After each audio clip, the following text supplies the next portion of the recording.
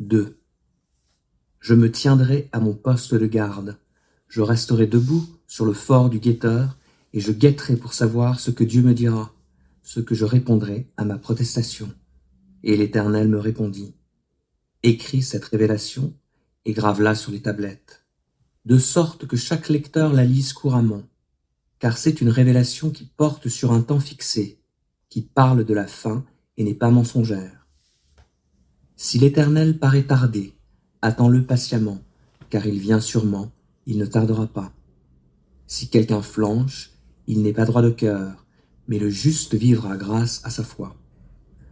En effet, la richesse décevra le guerrier orgueilleux, et il ne subsistera pas, lui qui, tel le séjour des morts, ouvre une large bouche et qui, comme la mort, n'est jamais rassasié. Car il ajoute à ses conquêtes nation après nation, et il rassemble tous les peuples sous sa domination. Mais, un jour, tous ces peuples lanceront contre lui des proverbes moqueurs et des paroles ironiques. Et l'on dira, « Malheur à lui, car il amasse des richesses qui ne sont pas à lui. Jusque à quand cela va-t-il durer? Il accumule un lourd fardeau de dettes. Tes créanciers ne surgiront-ils pas soudain? Ils se réveilleront pour te faire trembler, et ils feront de toi leur proie. Toi qui as dépouillé des peuples innombrables, tu seras dépouillé par le reste de tous les peuples, pour avoir répandu le sang humain, et pour avoir commis des actes de violence contre le pays de Juda, sa ville et tous ses habitants. Malheur à qui amasse un profit malhonnête pour toute sa famille, et cherche ainsi à établir son nid sur les hauteurs pour le mettre à l'abri de tout malheur. Oui, c'est le déshonneur de ton propre royaume que tu as préparé. En détruisant de nombreux peuples, tu t'es fait du tort à toi-même. Car du sein des murailles, les pierres vont crier, de la charpente, les poutres leur feront écho. Malheur à qui bâtit la ville en répandant le sang, à qui fonde la cité sur le crime. Quand les peuples travaillent pour ce qui périt par le feu, et quand les nations s'éreintent pour rien, cela ne vient-il pas de l'Éternel, du Seigneur des armées célestes?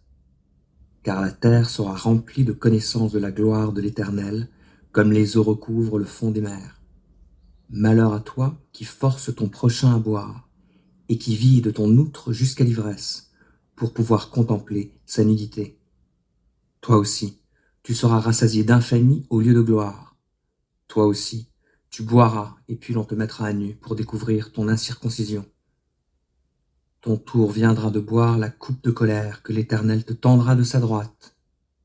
Le déshonneur recouvrira ta gloire.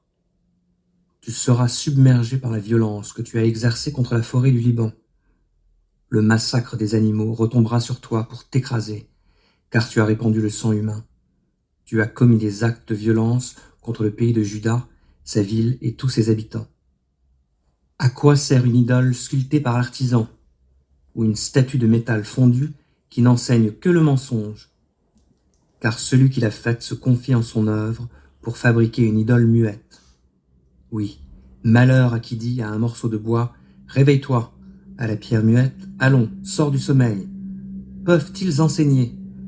Voici, ils sont plaqués d'or et d'argent, mais il n'y a en eux aucun souffle de vie.